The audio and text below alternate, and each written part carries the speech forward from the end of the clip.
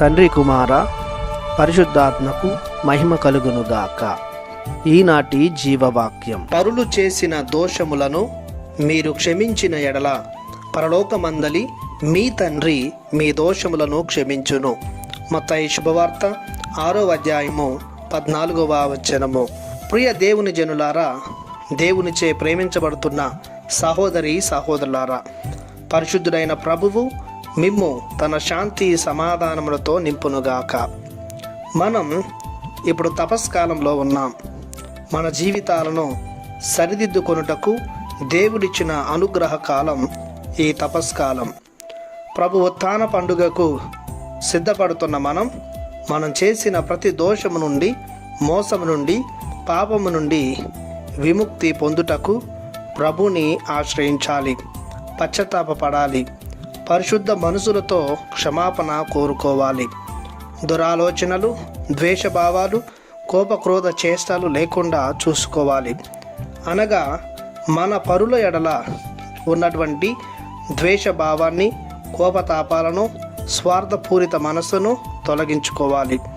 మన తోటి వారి దోషాలను భూతత్వంతో చూడక, సులభంగా కోపపడక, వారిని శిక్షింపక, న్యాయ నిర్ణయాలు చేయక క్షమించి వదిలివేయాలి. మన పరలోక తండ్రి మన ఎడల దయతో, ప్రేమతో వర్తించాలంటే, మన దోషాలను చూసి చూడక వదిలేయాలంటే, మనం చేసిన ప్రతి పాపము నుండి విముక్తి కలగాలంటే మనం మన తోటి వారి ఎడల దయతో వర్తించి వారిని క్షమించాలి.